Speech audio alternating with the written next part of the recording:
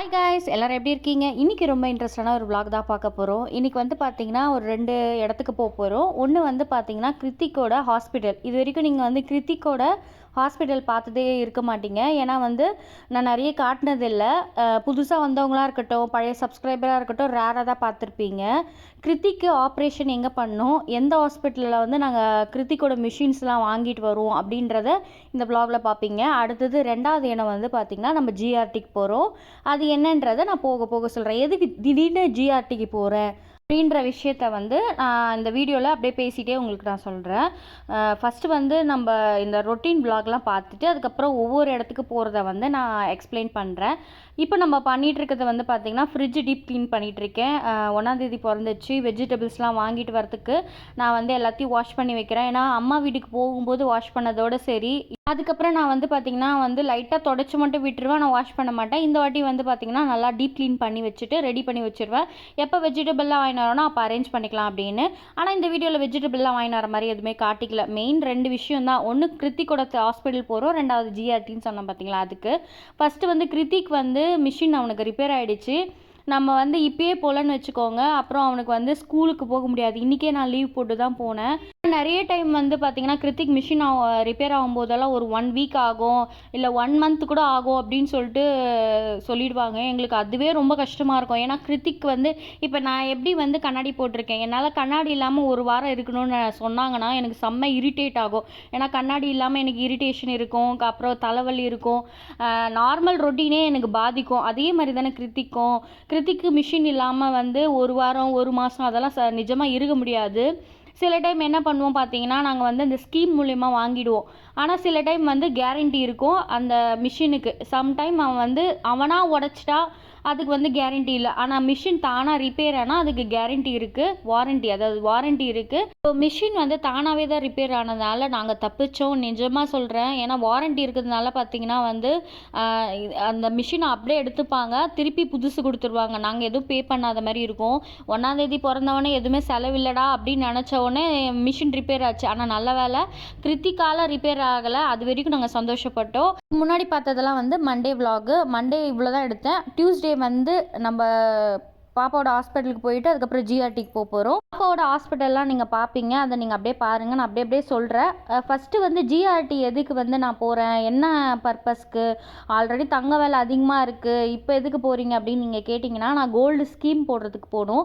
ஜிஆர்டியில் வந்து புதுசாக வந்து கோல்டு ஸ்கீம் வந்து லான்ச் பண்ணியிருக்காங்க. எப்படின்னா 11 மந்த் ஸ்கீமு, மாதம் 1000 ரூபாயிலேருந்து எவ்வளோ வேணால் நீங்கள் போட்டுக்கலாம்.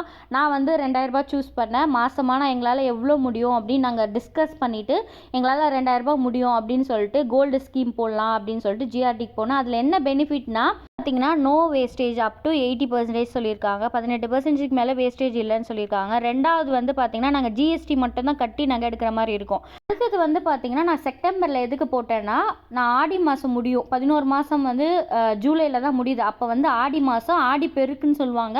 அந்த டைம் நிறைய ஆஃபர்ஸு, அதுக்கப்புறம் நகை எடுக்கிறவங்க எல்லாருக்குமே சீட்டு போட்டு நகை எடுக்கிறவங்க எல்லாருக்குமே கிஃப்ட்ஸ் இருக்குதுன்னு சொல்லியிருக்காங்க. அதே மாதிரி நிறைய வந்து சலுகைலாம் இருக்கும். அதனால் மிஸ் பண்ணக்கூடாதுன்னு சொல்லிட்டு என்ன பண்ணால் கரெக்டாக ஆடி மாதத்தில் முடிகிற மாதிரி இந்த மாதத்தில் நான் ஆரம்பித்தேன். ஸோ இதெல்லாம் நான் யூடியூப் பார்த்து தான் கற்றுக்கிட்டேன் எல்லாமே. இந்த மாதம் போட்டால் ஆடி மாதத்தில் இருக்கும். இன்னொன்று வந்து டிசம்பர் ஜான்வரி அந்த மாதிரி போடுறவங்களுக்கு தீபாவளி டைமில் வந்து எடுத்தால் நகைக்கு எவ்வளோ நகைக்கு எடுக்கிறீங்களோ அந்த நகைக்கு ஏற்ற மாதிரி வெள்ளி கொடுக்குறேன்னு சொல்லியிருக்காங்க. அது வந்து இப்போதைக்கு ஐடியா இல்லை, ஜான்வரியில் பார்த்துக்கலான்னு விட்டுட்டேன். ஃபஸ்ட்டு டைம் நான் வந்து இந்த மாதிரி கோல்டு ஸ்கீம் வந்து ட்ரை பண்ண போகிறேன். ஏன்னா நான் தங்கம் விற்கிற விலைக்கு நம்மளால் வாங்க முடியுமான்னு எனக்கு தெரியல. இன்னும் என் பையன் காலத்தில் எவ்வளோ விற்கும் போதோ தெரியல. நகை வாங்கி வச்சுட்டோன்னா எதனா எமர்ஜென்சி எங்கள் வீட்டிலனா ஒன்று என்ன போகுதுன்னு பார்த்தீங்கன்னா அந்த நகை தான். லேண்டு வாங்கி வச்சா கூட இப்போ எனக்கு எமர்ஜென்சி, எனக்கு காசு வந்து வேணுன்றப்போ லேண்டு விற்க முடியாது. ஆனால் ஜுவல் இருந்தால் பேங்க்கில் எடுத்துகிட்டு போயோ இல்லை சேட்டுக்கடையில் எடுத்துகிட்டு போயோ வச்சிடலாம். இப்போவே நான் சேர்த்து வச்சாதான் நாளைக்கு வந்து என் பையனுக்கு எதனா உதவணும், காலேஜ் படிக்கிறானோ இல்லை புதுசாக எதனா மிஷின் லான்ச் பண்ணுறாங்கன்னா நான் வாங்க முடியும். இந்த ஒரு ஒயர் 16,000 ரூபா. அப்போ நினச்சி பாருங்கள் நான் இன்னும் எவ்வளோ சேர்த்து வைக்கணும் அப்படின்னு. ஸோ அதனால தான் வந்து பார்த்திங்கன்னா அட்லீஸ்ட் ட்ரை பண்ணி பார்க்கலாம் அப்படின்னு அப்படின்னு சொல்லிட்டு கோல்டு ஸ்கீம் ட்ரை பண்ணோம். இது வந்து 1000 ருபீஸ்லேருந்து ஸ்டார்ட் ஆகுது. எங்களால் வந்து பார்த்திங்கன்னா ஒரு 2000 ரூபாய் முடியும் அப்படின்னு நம்பிக்கையில் நாங்கள் ஜாயின் பண்ண ஸ்டார்ட் பண்ணியிருக்கோம். ஜிஆர்டியில் வந்து போனவுடனே வந்து போட்டவுடனே எங்களுக்கு வந்து gift கொடுத்தாங்க. அது என்ன நான் காட்டுறேன். ரொம்ப வந்து ஒரு ஹாப்பியான மூமெண்ட் எனக்கு வந்து நான் ஒரு விஷயத்தை புதுசாக அடி எடுத்து வச்சுருக்கோம். எங்கள் வாழ்க்கையில் எதனா ஒரு உருப்படியாக செய்யணும் அப்படின்றத வந்து டைம் நான் நல்லா யோசித்து எங்களால் எவ்வளோ தான் முடியும் பட்ஜெட் அப்படின்னு யோசித்தோம். ஏன்னா இந்த வருஷம் எங்களால் வந்து 2000 ரூபாய் தான் முடியும். மேற்கொண்டு வேணும்னா அந்த டிசம்பர் ஜான்வரி மந்த் தீபாவளி டைமில் நல்ல பெனிஃபிட் இருக்குதுன்னு சொல்லியிருக்காங்க. அதனால் ஜான்வரியில் வேணால் இன்னும் கொஞ்சம் எக்ஸ்ட்ரா போட்டு கூட தனியாக இன்னொன்று எடுக்கலாம் அப்படின்னு தான் இருக்கேன். இப்போதைக்கு இது எப்படி நான் வந்து கட்டி முடிக்கிறேன்றது தான் எனக்கு சவால். ஏன்னா நம்மள மாதிரி மிடில் கிளாஸுக்கெல்லாம் வந்து மாதம் மாதம் ஒரு செலவு வந்தது. மெயினாக என் பையன் வந்து மிஷின் அப்பப்போ ரிப்பேர் ஆகுது, இன்னும் பெரிய செலவு. இருந்தாலும் எவ்வளவோ கஷ்டப்படுறோம். இதையும் கொஞ்சம் சேர்த்து கஷ்டப்பட்டா என்ன அப்படின்னு சொல்லிட்டு தான் நான் வந்து துணிஞ்சு என் ஹஸ்பண்ட் வந்து சொன்னார், இதெல்லாம் தேவையாடி, வேணாண்டி, நீ ஆல்ரெடி ஆப்பில் தான் சேர்த்து வச்சுருக்கியே, எதுக்கு இது வேறு அப்படின்னாரு. அதான் ஆப்பில் போட்டாலும் அதில் வேஸ்டேஜ்லாம் இருக்கிறதுனால கைக்கு எவ்வளோ கிடைக்குதுன்னு தெரில, எக்ஸ்ட்ரா போட வேண்டியதாக இருக்குது. கம்பல் வந்து பார்த்திங்கன்னா ஜிஆர்டியில் தான் எடுத்தேன்.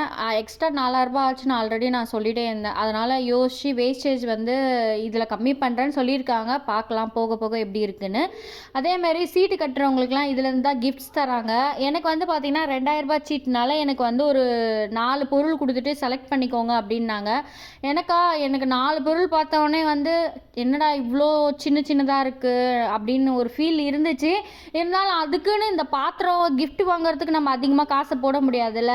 அதனால் வந்து பார்த்திங்கன்னா எனக்கு பிடிச்ச ஒன்றை நான் செலக்ட் பண்ணி வந்திருக்கேன். அது என்ன நான் லாஸ்ட்டில் காட்டுறேன். இதுதான் வந்து கிஃப்ட்லாம் வாங்கிட்டு சாப்பிட்றதுக்காக கருப்பட்டிக்கு வந்தேன். ஒரு 120 ரூபாய்க்கு நாங்கள் 3 பேருமே ஷேர் பண்ணுற மாதிரி வந்து பார்த்திங்கன்னா இந்த மினி மீல்ஸு. இதில் என்னென்ன கொடுக்குறாங்கன்னு பார்த்தீங்கன்னா கீரை சாதம், சாம்பார் சாதம், அதுக்கப்புறம் தயிர் சாதம், பிரிஞ்சி சாதம் 2 வகை கொடுக்குறாங்க, பொரியல், அதுக்கப்புறம் பாயாசம் இது கொடுக்குறாங்க. சூப்பராக இருந்துச்சு. ஓகே, எங்கள் 3 பேருக்கு இது ரொம்ப சாட்டிஸ்ஃபேக்ஷன். எனக்கு மெயின் வந்து அந்த சாம்பார் சாதம் ரொம்ப பிடிச்சிச்சு. பிரிஞ்சி சாதம் என் பையனுக்கு பிடிச்சிச்சு. 3 பேரும் சாப்பிட்டுட்டு கொஞ்சம் அந்த ஸ்வீட்டு காரெல்லாம் வாங்கிட்டு வந்துட்டோம். அதான் வீட்டுக்கு வந்தோடனே இது உங்களுக்கு காமிக்கணும் அப்படின்னு ரொம்ப சந்தோஷமாக இருந்துச்சு. இருந்தாலும் வந்து 29 ஜூலைன்னு போட்டிருக்காங்க மெச்சூரிட்டி. அதுக்கு முன்னாடியே வாங்கலாமா என்னன்னு தெரியல, பார்க்கலாம். நான் செலக்ட் பண்ணது வந்து காரணம் பார்த்தீங்கன்னா எனக்கு வந்து இந்த பாத்திரம் பார்த்தோன்னே பிடிச்சி போச்சு. ஏன்னா வந்து டேரெக்டாக டிஸ்பிளேல வச்சுன்னு இருந்தாங்க. அதில் போயிட்டு பார்த்துட்டு கை தொட்டு பார்த்துட்டே எடுத்துகிட்டு வா, எது வேணும்னு சொல்லுங்கள் அப்படின்னு சொன்னாங்க. இது ரெண்டும் வந்து வெயிட் அதிகமாக இருந்துச்சு எனக்கு. இதே மாதிரி வந்து நிறைய இருக்குது. நான் அந்த பொருள்லாம் உங்களுக்கு நான் காமிப்பேன். எனக்கு இது ரொம்ப இந்த 2 பிடிச்சிச்சு, ரொம்ப பிடிச்சிச்சு. அதனால் ஹஸ்பண்ட் கிட்ட சொன்னேன். ஹஸ்பண்ட் வந்து எனக்கு அந்த பிஜியான் வந்து அந்த சில்வரில் ஏதோ வாட்டர் கன் இருந்துச்சு, அது கேட்டார். நான் வந்து முடியவே முடியாது, எனக்கு இதுதான் வேணும்னு கேட்டேன். அதுக்கப்புறம் வீட்டுக்கு வந்து அவரை பார்த்துட்டு உடனே சூப்பராக தான் இருக்குது உண்மையிலே, அந்த வாட்டர் கன் கூட அந்த அளவுக்கு இருந்திருக்காது அப்படின்னாரு.